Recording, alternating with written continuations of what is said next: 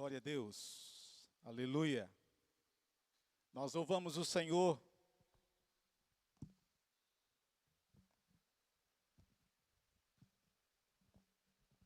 Por estar aqui mais uma vez, louvamos a Deus por sua vida, sua família.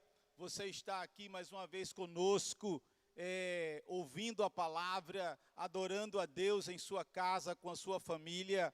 Hoje a gente tem o privilégio, o prazer de ter Henrique e Cleia conosco, e eles não estão aqui por acaso, estiveram conosco quarta-feira passada no culto de oração, porque o mês de maio é o mês que nós sempre consagramos em nossa igreja para a família.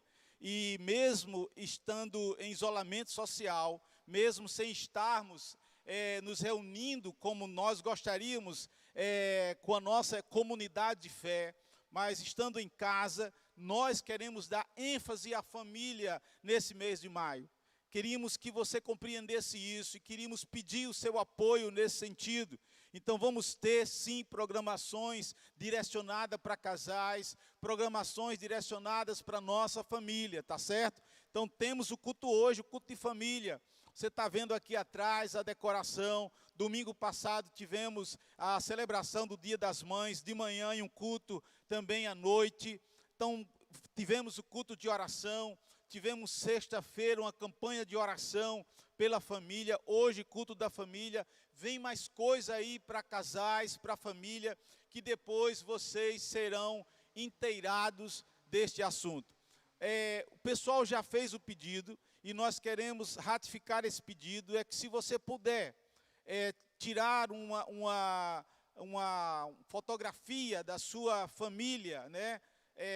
Celebrando conosco aí na sua casa, faça isso. Depois faça chegar a liderança de casais ou o Jared, que o pessoal, eles querem montar um álbum para depois passar nas redes sociais, passar quando a gente estiver celebrando junto. Então, pare um pouquinho. Eu sei que você pode fazer isso, porque quando às vezes a gente está no Instagram fazendo uma live, uma programação, eu sei que vocês printam e mandam para mim, então eu sei que se é possível você fazer uma fotografia da sua família, junte seus filhos e faça isso, e a gente quer celebrar juntos com vocês.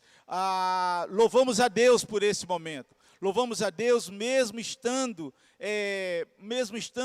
separados, mas louvado seja o Senhor, como nós temos dito, a palavra do Senhor, ela não está presa, a palavra de Deus, ela não está restrita a essas quatro paredes. A gente tem falado sempre nisso, a palavra de Deus, ela está sendo disseminada, e eu creio que ela está sendo mais disseminada do que se nós estivéssemos aqui, porque a palavra de Deus, com as tecnologias, ela tem chegado em lugares mais distantes, ela tem chegado em outros países, em outras cidades, ela tem sido transmitida a outras famílias, e nós louvamos a Deus por isso. Deus sabe todas as coisas.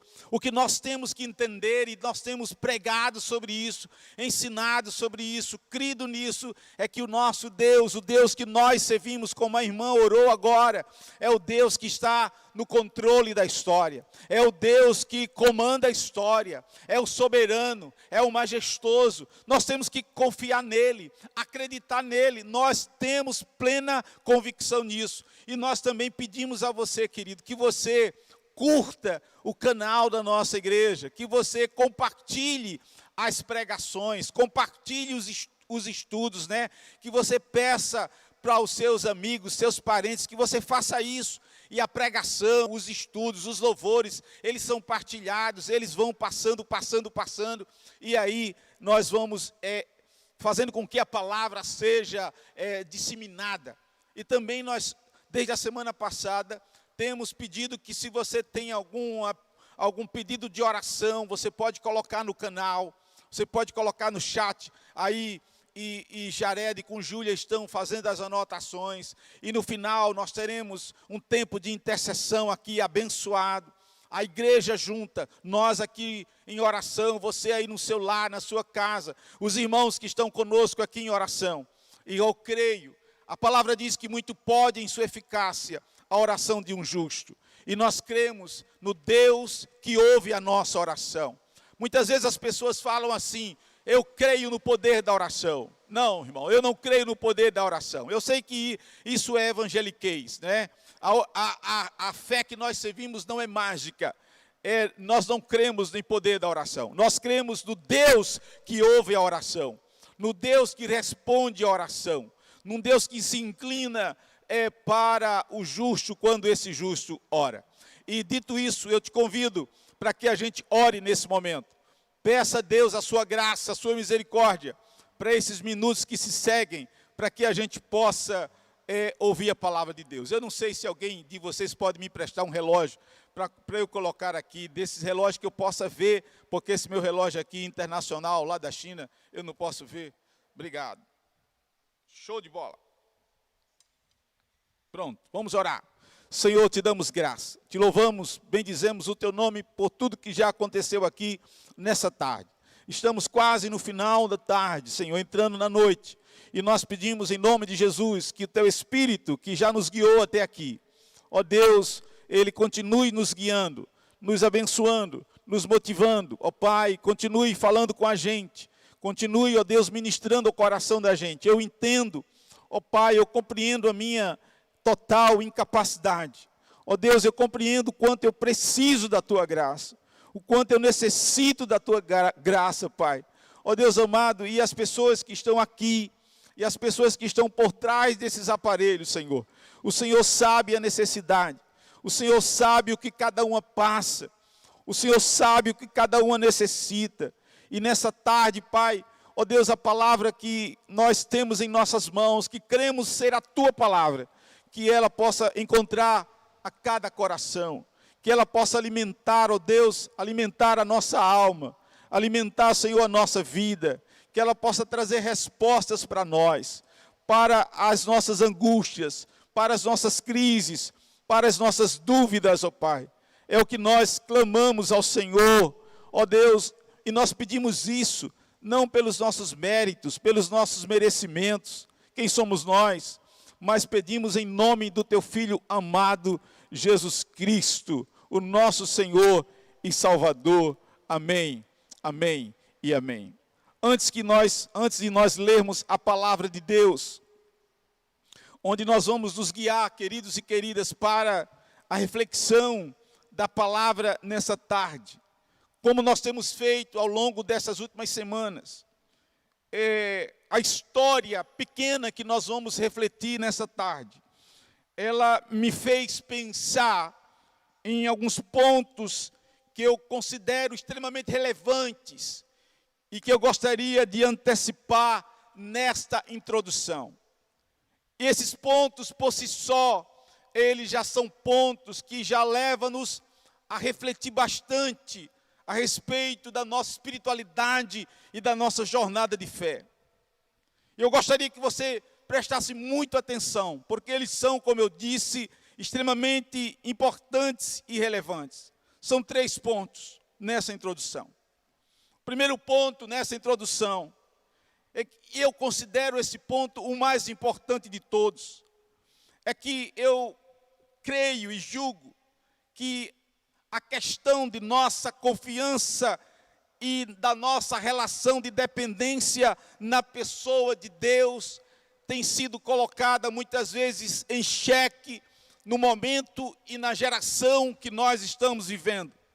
Eu explico isso.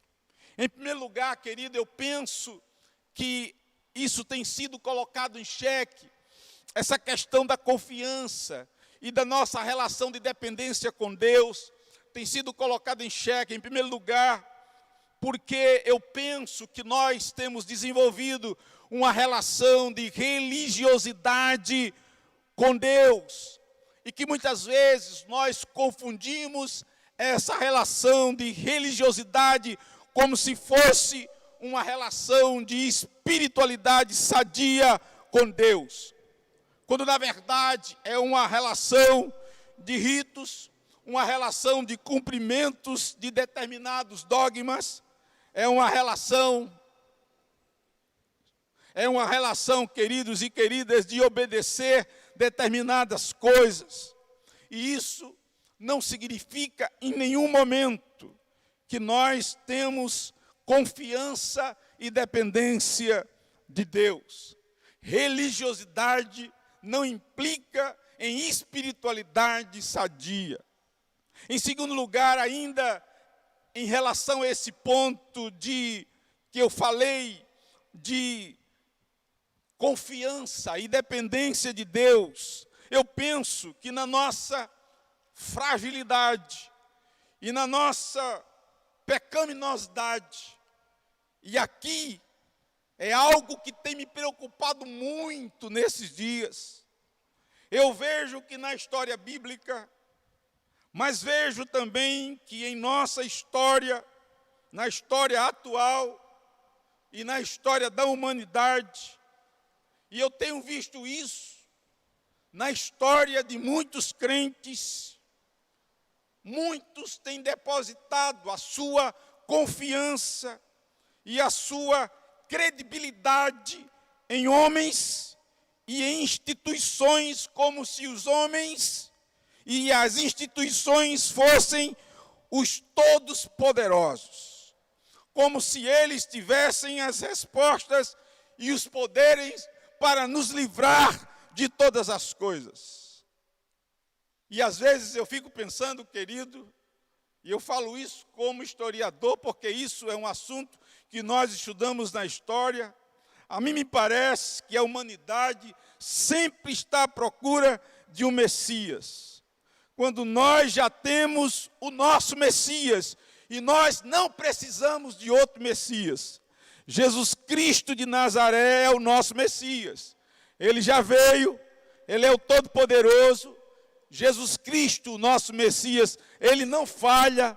Nele nós podemos colocar todas as nossas expectativas e todas as nossas esperanças. E aí eu termino esse primeiro ponto fazendo a seguinte pergunta: o que são os homens, o que são as instituições perante o Senhor Jesus Cristo? Esse é o primeiro ponto da minha introdução. Em segundo lugar, ainda nessa introdução, eu tenho pregado muito e ensinado muito nessas últimas semanas sobre esperança. Vocês são testemunhas. E eu quero ser um portador, um atalaia, um apregoador da esperança. Eu tenho pregado e ensinado e escrito, mandado áudio, um dia sim, outro não, escrito quase todo dia, participado de live, de igreja que me convida e falado de um Deus misericordioso, de um Deus gracioso, de um Deus que é fortaleza, de um Deus que é refúgio em tempo de tribulação. E como eu disse a vocês, esses são temas que têm povoado os meus estudos, as minhas pregações e os meus devocionais. Mas, queridos e queridas, nós não podemos negar que as Escrituras Sagradas, elas também apresentam outras coisas.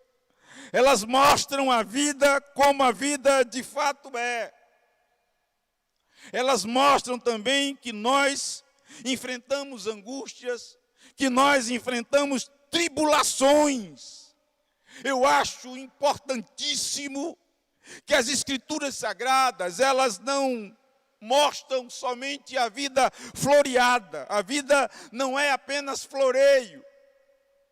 A vida não é marcada apenas, ou a Bíblia não marca a vida apenas com as coisas boas. A Bíblia Sagrada, ela não camufla. Ela não esconde as angústias, ela não esconde as tribulações que as pessoas passam. A Bíblia Sagrada mostra a vida como ela é, com as suas nuances e com as suas características. Ou seja, a Bíblia Sagrada mostra a vida na sua totalidade. A Bíblia Sagrada mostra a vida nas suas dores. A Bíblia Sagrada mostra a vida no sofrimento humano. É por isso que na Bíblia Sagrada, querido e querida, a gente se depara com as dores. É por isso que na Bíblia Sagrada a gente se depara com o sofrimento humano. É por isso que na Bíblia Sagrada a gente se depara com perdas, a gente se depara com morte, a gente se depara com lágrimas. A Bíblia Sagrada não esconde nada disso. A Bíblia Sagrada mostra a vida na sua totalidade. E finalmente, querido e querida, em terceiro e último lugar, ainda nessa introdução, eu chamo a sua atenção para um assunto que eu considero relevante. E é o assunto que eu chamo de milagre. Milagre, eu vou dar um conceito simples sobre milagre, porque eu vou falar sobre milagre também nessa tarde. Eu poderia conceituar milagre de um modo muito simples, sem apelar para um conceito rebuscado demais, teológico demais, como uma intervenção sobrenatural, no caso, divina, no curso natural da história, no curso natural da trajetória. Algo que foge à compreensão e à explicabilidade humana, e que temos, obviamente, que aceitar pela fé. Porque não dá para explicar o milagre racionalmente. O milagre a gente não consegue explicar racionalmente. Por isso que o milagre foge da razão humana. E se foge da razão humana, a gente tem que aceitar pela fé. E é por isso que eu digo, querido e querida, que o milagre conspira contra o ceticismo. O milagre conspira contra a incredulidade. E aí eu penso que é um desafio para a nossa geração, que cada vez mais é cética. Essa geração que cada vez mais é incrédula. E eu não falo para a geração mundana, eu falo para a geração de crentes. Que cada vez mais deixa de acreditar no poder de Deus, do Deus que faz, do Deus que age hoje, do Deus dos profetas, dos patriarcas, do Deus que agia no passado, e que fazia no passado, e que não mudou, porque nele não há sombra de variação, como diz a palavra. E se ele fazia, ele faz. O problema é que a nossa geração, com as facilidades que o mundo pós-moderno e moderno trouxe para ela, foi tomada de ceticismo e de incredulidade. E é preciso que a gente entenda que Deus continua operando sobrenaturalmente, louvado seja o seu nome. E talvez a palavra de Deus para a nossa geração seja a mesma que ele deu para Tomé, quando não creu que Jesus ressurreto tinha aparecido para os seus discípulos pós-ressurreição. E que quando apareceu para ele e mostrou as suas chagas, disse: Tomé, não seja incrédulo, mas seja crente. Talvez seja essa palavra, querido e querida, que Deus esteja falando para a nossa geração, para mim e para você, porque Deus continua fazendo, Deus continua operando, Deus continua fazendo coisas espetaculares, Deus continua operando e fazendo coisas tremendas e sobrenaturais. Louvado seja o seu nome. E eu gostaria de te convidar a abrir a palavra de Deus no livro de 2 Reis, capítulo 4. É uma história pequena.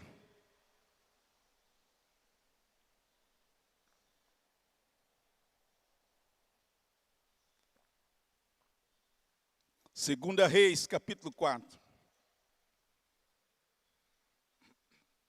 Eu penso que essa é uma história, como eu tenho dito aqui domingo após domingo, que eu sempre tenho procurado, quando a gente tem uma situação e ocasião, orado a Deus e procurado uma história que se adapte, que se adeque ao contexto, à conjuntura.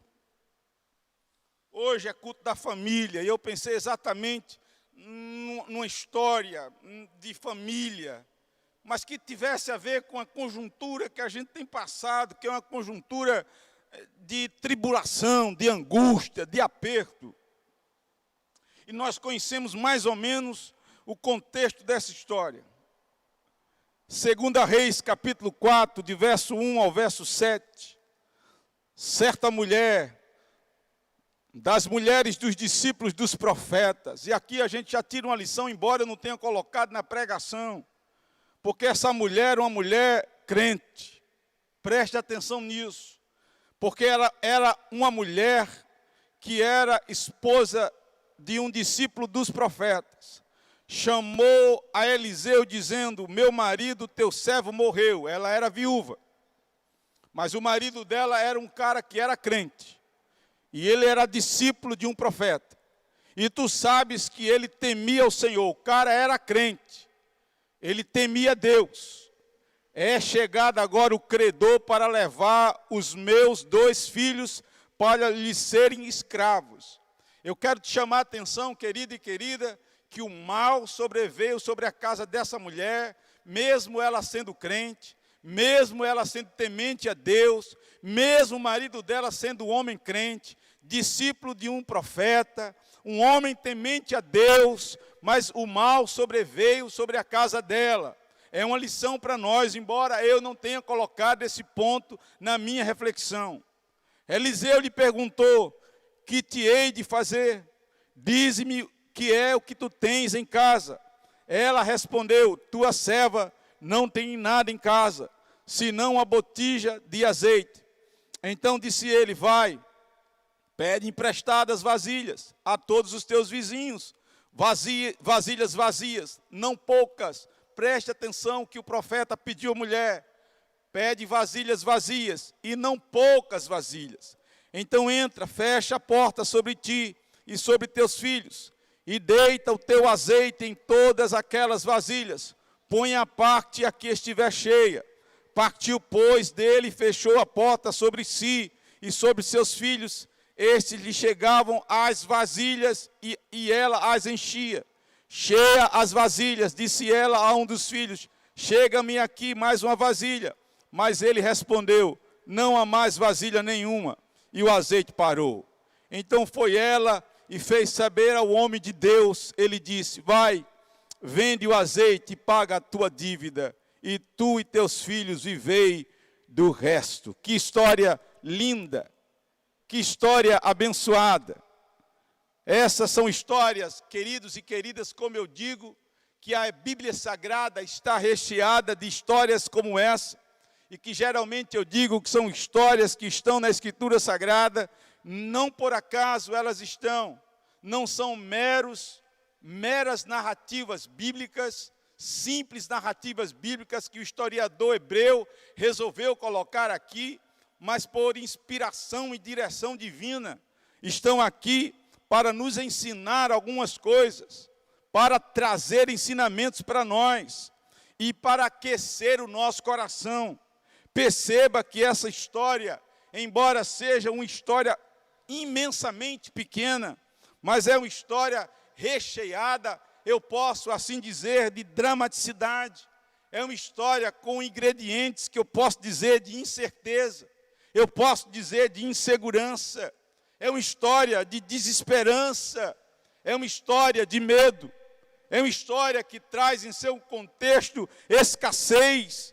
Nós poderíamos acrescentar outros e outros ingredientes nessa história, mas apesar de tantos ingredientes dramáticos, difíceis nessa história, também nós poderemos acrescentar que essa é uma história que nós vemos a intervenção poderosa de Deus.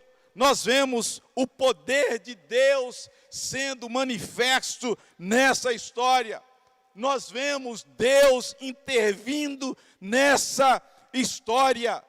Nós vemos a intervenção poderosa e sobrenatural de Deus nessa história. Foi por isso que eu comecei, queridos e queridas, com aqueles pontos. E um dos pontos que eu coloquei e chamei atenção foi o primeiro ponto: se nós confiamos e temos colocado a nossa dependência em Deus, ou em homens, ou instituições. E também se nós cremos ou não cremos no Deus de milagre, no Deus que intervém no curso e na trajetória da história. É importante que a gente entenda isso, porque se a gente não crer no Deus que intervém no curso da história, se nós não compreendermos e não crermos num Deus poderoso, majestoso, que continua intervindo no curso da história, não tem sentido você estar ouvindo essa pregação. Não há sentido você estar aí sentado na sua casa, nesse sofá, nessa poltrona, ouvindo o que esse pregador está falando.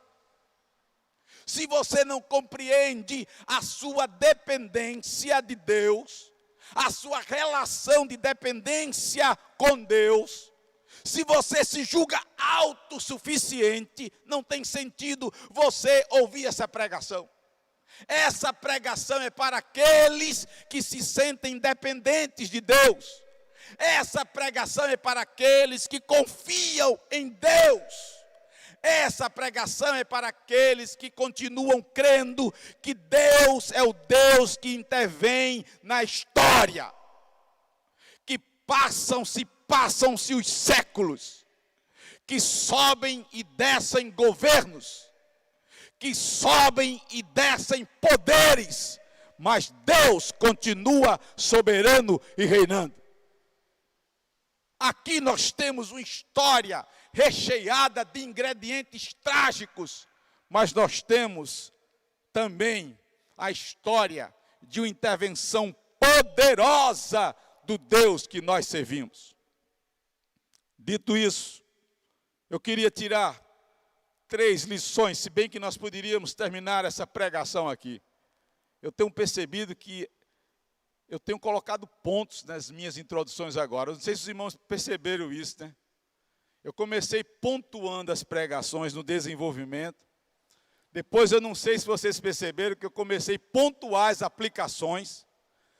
E agora, para acabar de torar tudo, eu comecei a pontuar as introduções. Agora torou de vez. Que pregação é essa com 50 pontos? Não sei se os irmãos vão aguentar esse pregador, né? Eu gostaria de falar sobre 3 pontos no corpo desse sermão. Se você tiver paciência, e se você crer que Deus deseja falar contigo, então abra seu coração. Peça a Deus que Ele te ajude. Que lições nós podemos tirar entre as muitas lições que nós poderíamos tirar, porque mesmo sem esboçar aqui, na hora que eu estava lendo o texto, eu creio que o Espírito Santo começa a falar conosco, e eu comecei a dizer algumas coisas que na hora que eu estava esboçando, sequer eu tive a iluminação de anotar. Mas a primeira lição que eu tiro dessa história, é que é muito importante que saibamos onde ir, e a quem recorrer, quando nós não sabemos o que fazer. Isso é muito importante, querido e querida, que nós saibamos aonde ir e a quem recorrer quando nós não soubermos o que fazer, porque eu creio que você concorda comigo que essa era a situação daquela mulher. A palavra diz que ela era uma viúva, que ela era mãe, que ela estava sozinha numa situação extremamente difícil, sem comida na sua casa, sendo ameaçada por um impaciente credor. Ela podia perder seu filho para aquele credor. Uma situação extremamente desfavorável para ela. A pergunta é: o que fazer diante de uma situação dessa? Talvez na minha cabeça e na tua cabeça, e eu não tenho tempo para a gente esmiuçar isso, em termos culturais e contextuais. Ela está numa cultura patriarcal, ela está numa cultura palestiniana oriental, ela é viúva, ela é mulher, ela não tem eira nem beira, ela não tem para onde ir, ela não tem a quem recorrer. O que fazer? O que fazer? Eu não sei você. Eu vou ser mais rápido agora. Eu não sei você. Eu não sei você. Mas eu já me vi em situação assim. Que a gente olha para frente, olha para os lados, olha para trás, olha para todo lugar. E a gente não vê saída. A gente não vê um escape. A gente não vê como sair. Eu já me vi assim. Se você já se viu assim, você sabe a situação que aquela mulher estava enfrentando. E a melhor saída, querido, quando a gente não sabe para onde ir, é a gente saber a quem recorrer. Se a gente não sabe o que fazer, o que é que eu vou fazer agora?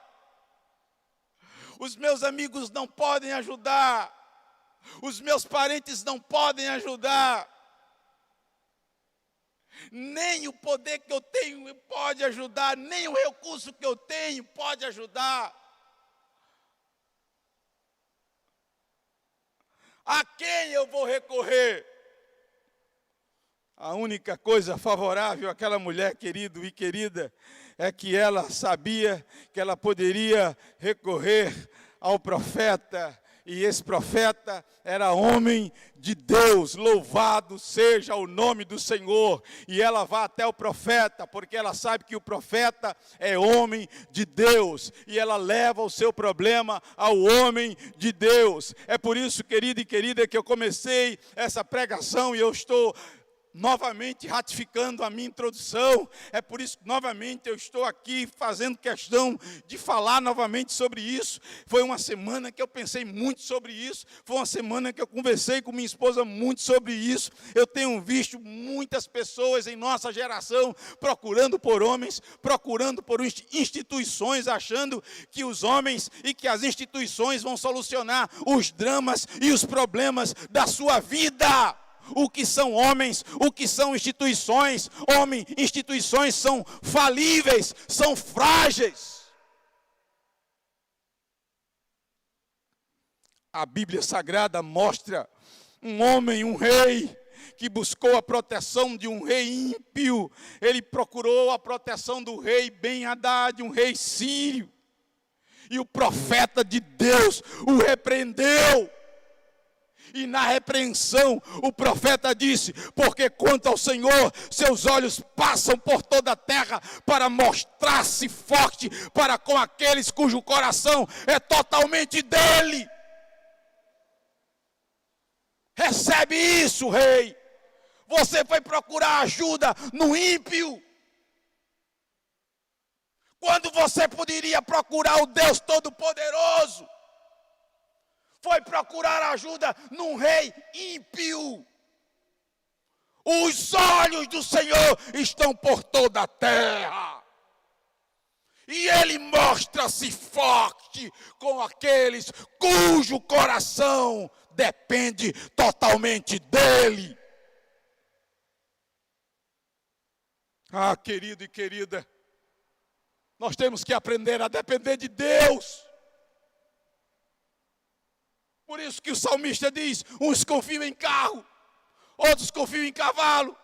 Nós fazemos menção em nome do Senhor dos Exércitos. É nele. Aquela mulher, ela não sabia o que fazer, mas ela soube aonde ir. Ela soube a quem procurar. Ela procurou o homem de Deus. Ela foi atrás do homem de Deus, porque ela sabia que o homem de Deus era o homem de Deus, e que o homem de Deus poderia trazer a resposta de Deus. Aleluia! Sabe, amados, quando eu estava refletindo sobre isso, eu comecei a pensar sobre a igreja evangélica brasileira, sobre o evangelicalismo brasileiro, como a gente diz, como ele tem sido orientado por celebridades. É incrível isso. Eu tenho falado sobre isso. Eu preguei aqui, acho que um mês atrás, um grupo de irmãos perguntou se eu estava irado. Eu disse, eu estava irado naquela noite, era de noite.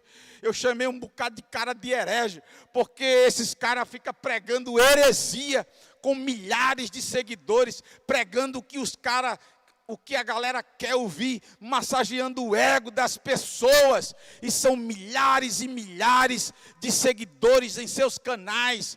É incrível isso, pregando o anti-evangelho, um evangelho que não é o evangelho da graça, que não tem demanda, que não tem perda, que não tem cruz, que não tem arrependimento, que não tem perdão,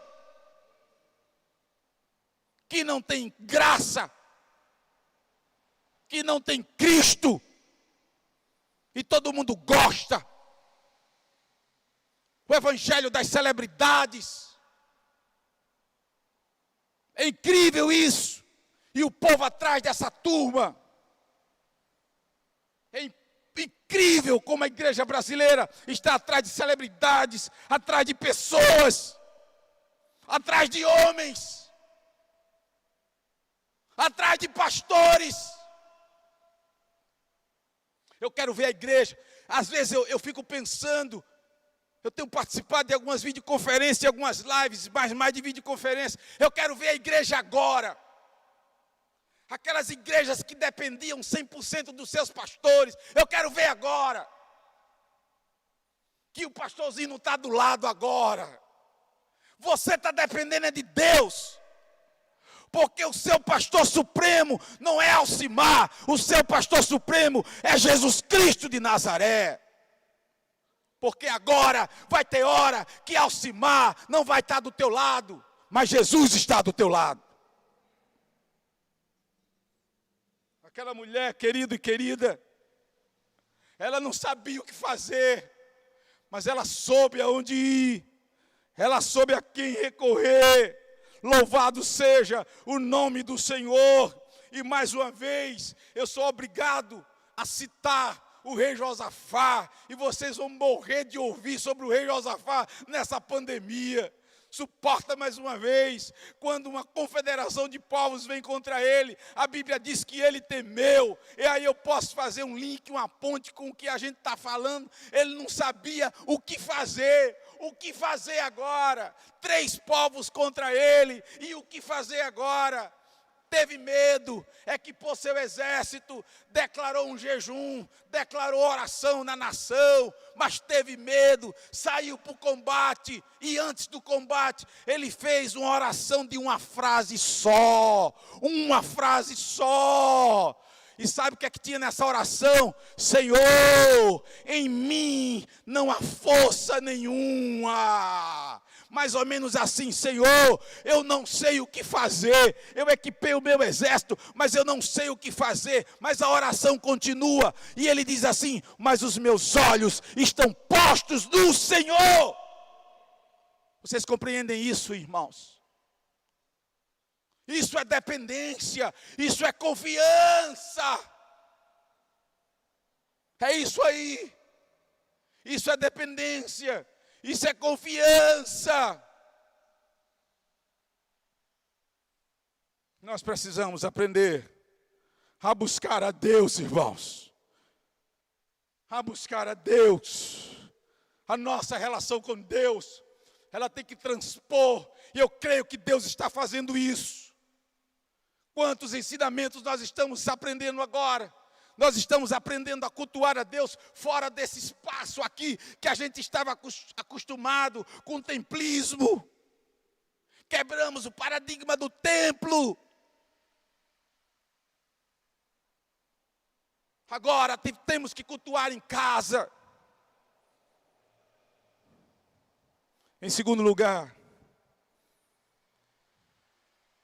nós temos, além disso, que pedir a Deus para que o nosso coração não seja tomado de negativismo ou dúvida. Perceba, essa mulher, ela não sabia o que fazer, mas ela sabia aonde ir e a quem recorrer. Mas mesmo assim, é importante, querido e querida, que a gente não deixe o coração da gente ser tomado pelo negativismo, pela incredulidade ou pelo ceticismo. Porque o profeta chega até aquela mulher e pergunta: o que é que você tem em casa?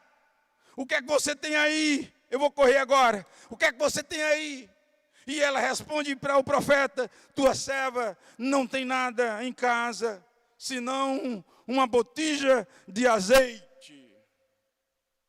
Ela está falando com o homem de Deus. Ora, se ela buscou o homem de Deus, e ela sabe que aquele é o homem de Deus, profeta de Deus, talvez a resposta de fé daquela mulher fosse: eu tenho uma botija de azeite. Pronto. Mas eu não tenho nada em casa, senão uma botija de azeite. Isso me lembra mais ou menos aquele episódio da multiplicação dos pães e dos peixes. Vocês lembram disso, irmãos? Quando o Senhor multiplica os pães e os peixes, olha, aí tem um menino que tem 5 pães e 2 peixinhos, e um dos seus discípulos diz: mas o que é 5 pães e 2 peixinhos para uma multidão de 5.000 homens? Mas eles estão falando com Jesus, Deivinho. Quem perguntou foi Jesus. O que é que o menino tem? O que é que o menino tem? Jesus, o menino tem 5 pães e 2 peixes. Mas o que é, Jesus, 5 pães e 2 peixes para uma multidão de 5.000 homens? É Jesus que está perguntando. Jesus, o Filho de Deus, o Deus encarnado, o Todo-Poderoso, aleluia. Aquele que tem poder sobre tudo e sobre todos. Vocês entendem? O que tu tens aí, mulher? Eu só tenho uma botija de azeite. Quem está falando com ela é o homem de Deus que ela procurou, ela não procurou. É o homem de Deus.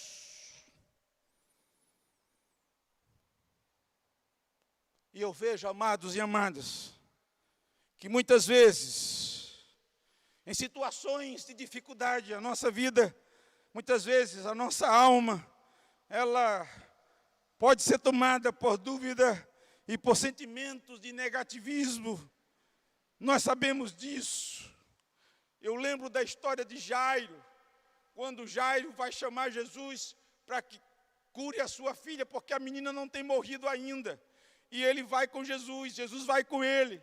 E quando eles se aproximam da casa, alguns da casa de Jairo chegam até Jairo e dizem assim: por que você perturba o mestre? A menina já morreu. E eu fico imaginando a cena, Jairo olhando para Jesus, Jesus olhando para Jairo, e Jairo olha para Jesus, e Jesus olha para Jairo, mas Jesus diz para Jairo assim: não temas, creia somente. Aleluia.